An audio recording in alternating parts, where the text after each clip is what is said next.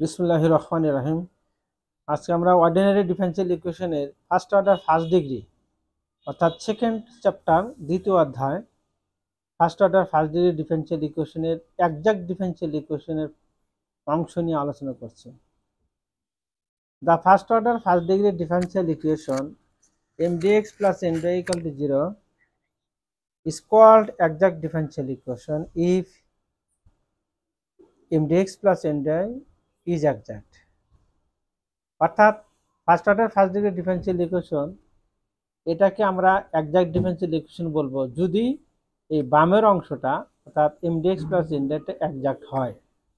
That is mdx plus ny equal to d of u।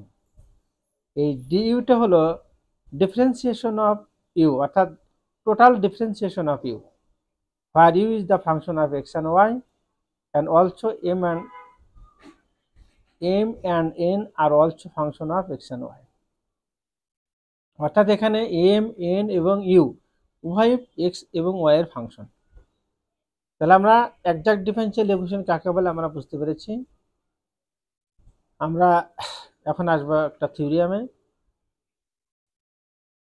Find the necessary and sufficient condition of a differential equation mdx plus ny equal to 0 to be exact। অর্থাৎ একটা differential equation first order first degree differential equation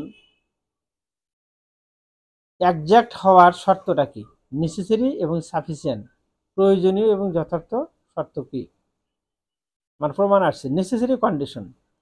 আমরা প্রথমে ধরে নিয়েছি mdx plus ny equal to 0 equation number 1 be exact. আমরা প্রথমে ধরে নিলাম যে এটা একজ্যাক্ট।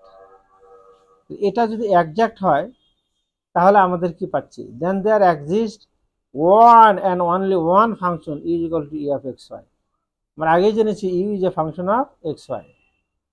তাহলে হোয়ার, যেখানে আমরা আগে দেখেছি যে একজ্যাক্ট হতে হলে আমাদের বামের অংশটা ডিইউ হতে হবে, where mdx plus ny equal to d of u equation number 2। But আমরা জানি ডিইউটা কি, total differentiation, total derivative. Total ডিফারেন্সিয়েশনটা কি, del u by del x d of x plus del u by del y d of y. Total ডিফারেন্সিয়েশনের এটা definition অনুযায়ী আমরা এটা লিখতে পারি।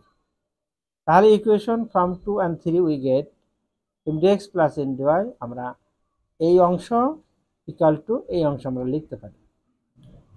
এখন আমরা তাহলে কি করে, equating the coefficients on both sides we get, আমরা উভয় পক্ষ থেকে সহগ সমীকৃত করে আমরা পাচ্ছি m এর মানটা হচ্ছে তাহলে del u by del x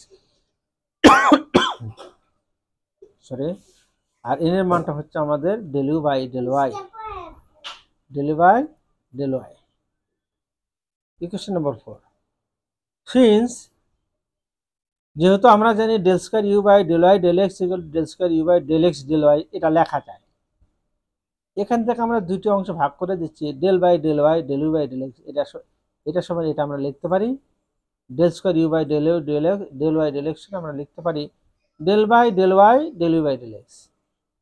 অনুরূপভাবে আমরা ডাইনের অংশ এটা সমান লিখতে পারি del by del x del u by del y.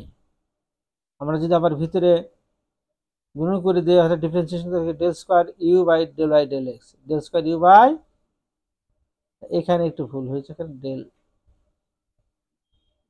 Del x হবে, এটা আমাদের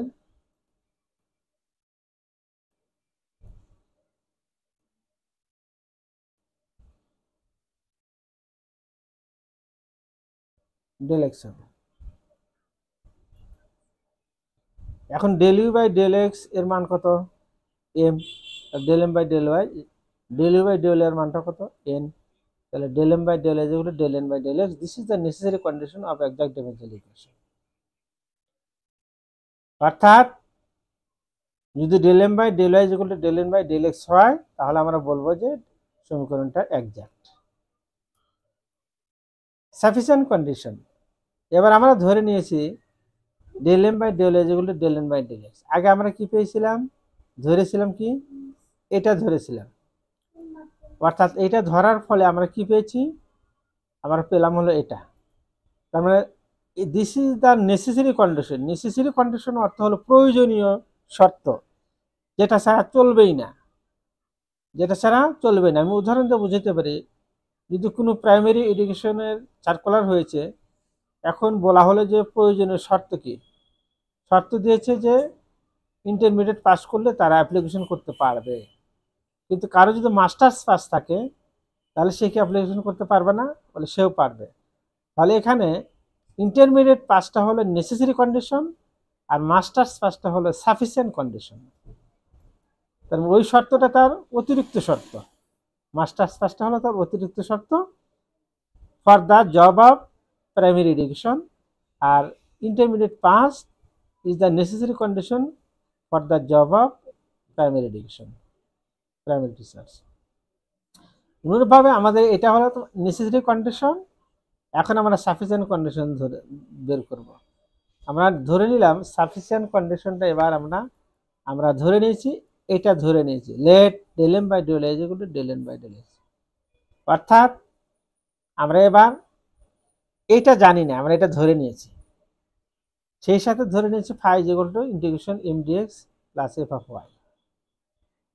এখন আমরা ইকুয়েশন 5 এবং ইকুয়েশন 6, ইকুয়েশন 6কে আমরা পার্শিয়ালি ডিফারেন্সিয়েশন করব উইথ রেসপেক্ট টু এক্স।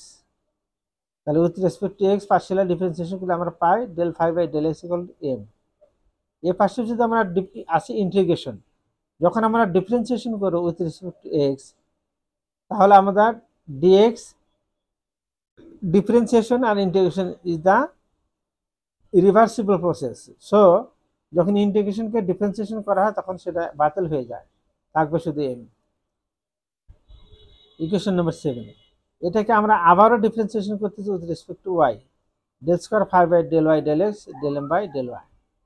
এখন আমরা ইকুয়েশন 5 এবং ইকুয়েশন 8 থেকে পাই del M by del y, অর্থাৎ del square phi by del y del x equal to del M by del y. আর 5 কি লেখা আছে? Del M by del y equal to del M by del y equal two কি লেখা আছে? Del N by del x. তাহলে আমরা লিখতে পারি এখানে del square phi by del y del x equal to del N by del x. Equation number 9, এটাকে আমরা এখন কি করব? ইন্টিগ্রেশন করতে চাচ্ছি with respect to x. X এর সাপেক্ষে ইন্টিগ্রেশন করলে, সিন্স ইন্টিগ্রেশন এবং ডিফারেন্সিয়েশন বিপরীত প্রক্রিয়া, তাই যখন আমরা ডিফারেন্সিয়েশনকে ইন্টিগ্রেশন করব তখন ওটা বাতিল হবে, আর যখন ইন্টিগ্রেশনকে ডিফারেন্সিয়েশন করব তখন সেটা বাতিল হবে। এখানে del N by del x differentiation আছে, করতে চাচ্ছি ইন্টিগ্রেশন, তাহলে ডেল বাই ডেল এক্স বাতিল হয়ে যাবে, ইন্টিগ্রেশনের সাথে বাতিল হয়ে যাবে, থাকবে হলো এন। এন পেয়েছি equal to del square phi by del y del x. আমরা এক্স এর সাপেক্ষে ইন্টিগ্রেশন করতেছি, তাহলে ডেল বাই ডেল এক্স একটা বাতিল হয়ে যাবে, তাহলে উপরে থাকে কি del phi by del y, আর একটা ফাংশন থাকবে ফাই ডট অফ ওয়াই, এর ওয়াই এর একটা ফাংশন আমরা পাবো, দ্যাট ইজ ইন্টিগ্রেশন কনস্ট্যান্ট, যেটা আমরা পাই আর কি, সেটা আমরা এখানে এইভাবে লিখেছি। এখন আমরা এখানে আমরা জানি M dx plus N dy এর মানটা আমরা এখানে বসাই দিচ্ছি। M dx plus N dy সমান এম এর মানটা আমরা বসিয়ে দিলাম এটা, this is the value of M, আর এন এর মানটা আমরা কি পাচ্ছি? ইকুয়েশন 10 থেকে আমরা বসিয়ে দিয়েছি।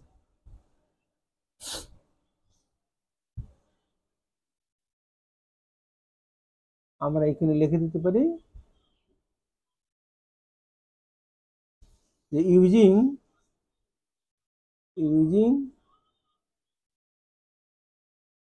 ইকুয়েশন 10,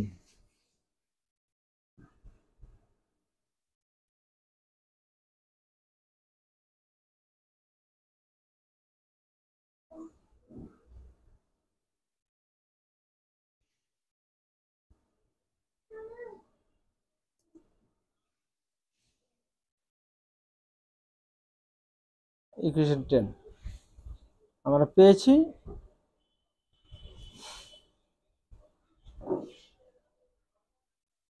এম এর মানটা আমরা কোথায় পেয়েছি? এম এর মানটা হলো 7 del phi by del x. Equation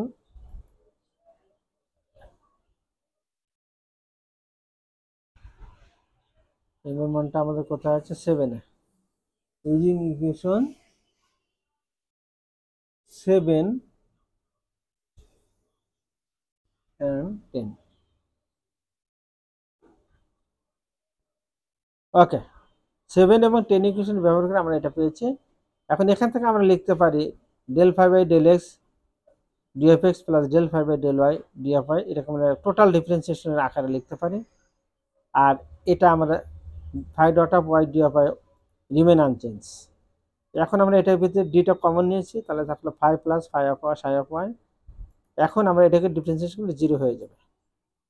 এই পুরোটা আমাদের একটা কনস্ট্যান্ট টার্ম হয়ে গেছে। এখন ধ্রুবপদের অন্তরীকরণ শূন্য হয়। This is the sufficient condition. তার মানে আমাদের সাফিসিয়েন্ট কন্ডিশন দাঁড়ালো m dx plus n dy equal to 0। m dx plus n dy equal to 0, this is the sufficient condition. এখন আমরা একজাক্ট ডিফারেনশিয়াল হওয়ার শর্ত পেয়েছি দুইটা, একটা হলো necessary condition del m by del y is equal to del n by del x, del m by del y is equal to del n by del x, this is the necessary condition. এটা হলেও একটা differential equation exact হবে। আবার যদি এটা সমান হয় m dx plus n dy equal to 0 হয়, তাহলে একটা একজাক্ট একটা first order first degree differential equation সেটা একজাক্ট হবে। তাহলে আমরা একজাক্ট ডিফারেনশিয়াল ইকুয়েশন কাকে বলে, একজাক্ট ডিফারেনশিয়াল ইকুয়েশন কিভাবে আমরা চিনতে পারবো আমরা বুঝতে পেরেছি এই থিওরিয়ামটার মধ্যে দিয়ে। এবার how can we find out the results বা solution of exact differential equation আমরা একটু দেখি। If the differential equation is of the form m dx plus n dy equal to 0, then the solution is integration y constant m of xy dfx plus integration in x phi dfy equal to c, where x phi is x omitted term on x of n, অর্থাৎ x phi টা হলো n এর x বর্জিত পদ। এখন আমরা একটা problem দিয়ে দেখি, সলভ দাও ইকুয়েশন এত প্লাস এত ইকুয়াল টু 0। আমরা গিভেন ইকুয়েশন লিখেছি এখানে, given equation number 1, comparing equation 1 with m dx plus n dy equal to 0, আমরা পাচ্ছি তাহলে m this is the m value of n, this is the value of n, this is the value of n।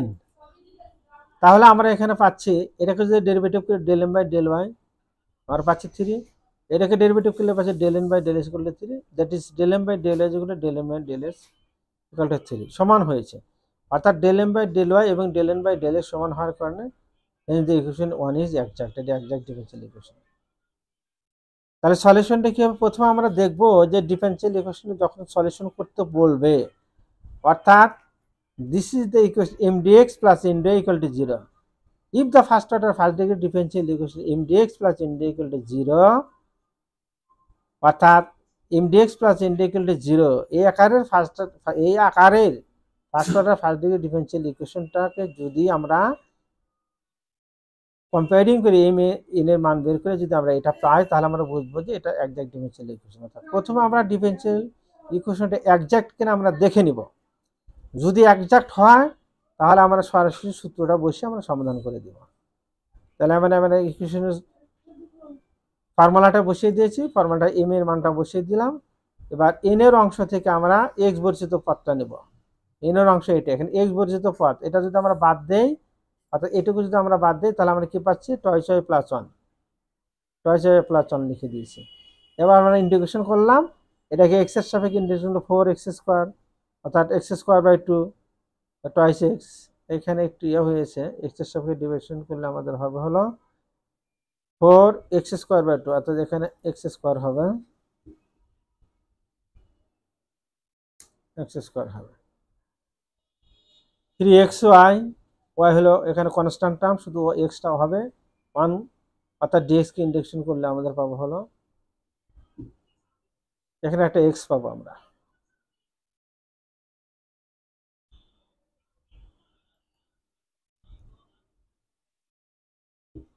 x এই পাশে যদি আমরা integration করি তাহলে আমরা কি পাবো টয়েস y, তাহলে y স্কয়ার বাই 2, তাহলে শুধু y স্কয়ার থাকবে আর dy কে করলে হবে y, c is the integration constant, this is the required solution।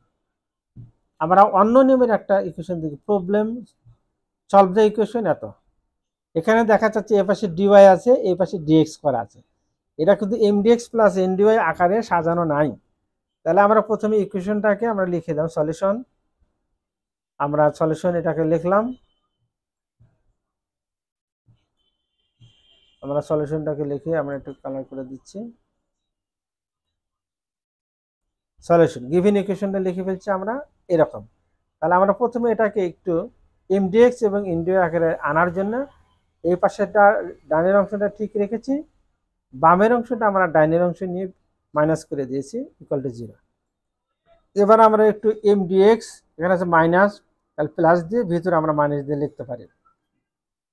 তাহলে M d x plus N d y equal to 0 equation number 1 আমাদের ফর্মে এসে গেছে। এবার আমরা কম্পেয়ারিং করবো ইকুয়েশন 1 এর সাথে, অর্থাৎ এমডিএক্স প্লাস ইনডিউ ইকুয়াল টু 0 এর সাথে কম্পেয়ারিং করে আমরা এম এবং এন এর মানটা পেয়েছি। এবার এটাকে আমরা ওয়াই সাপেক্ষে ডেরিভেটিভ করে কি পাই আমরা -2, এন কে এক্স এর সাপেক্ষে ডেরিভেটিভ করলে কি হয় হলো -2, that is del M by del x, এগুলো del M by del x. Hence equation 1 is exact. অর্থাৎ আমাকে প্রথমে দেখতে হবে যে ডিফারেনশিয়াল ইকুয়েশনটা সলিউশন করতে বলবে সেটা এক্সাক্ট কি না। যদি এক্সাক্ট হয়ে যায় তাহলে সরাসরি আমরা এই সূত্র ফর্মুলা বসিয়ে দেবো, ফর্মুলা বসে সেখানে আমরা মানটা বসিয়ে দেবো, এম এর মানটা বসিয়ে দিলাম, আর এখানে এন এর অংশ থেকে এক্স বর্জিত অংশ, এক্স বর্জিত পদ বাদ দেবো। এন এর অংশ থেকে এক্স বর্জিত পদ বাদ দিলে আমাদের কি থাকে 3y - 6, 3y - 6। এবার আমরা এটাকে ইন্টিগ্রেশন করব, x square by 2 - 2xy 7x minus 3y square by 2, আর এটাকে করলে -6y equal to C, C is the indicating constant.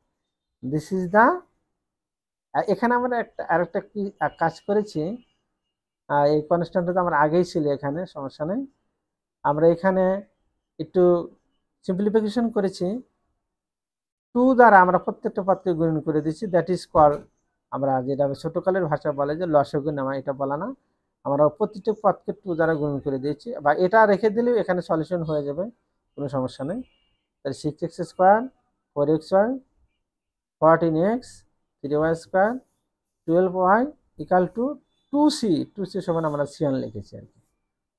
দেখা যায় this is the required solution of exact differential equation. এভাবে আমরা এক্সাক্ট ডিফারেনশিয়াল ইকুয়েশন কাকে বলে, এক্সাক্ট ডিফারেনশিয়াল ইকুয়েশন আমরা কিভাবে চিনতে পারবো, এবং এর মধ্যে একটা থিওরিয়াম আছে উপপাদ্য, সেটা আমরা দেখতে পেরেছি, এবং দুইটা সলিউশন দিয়ে আমি এটা বুঝিয়ে দিয়েছি।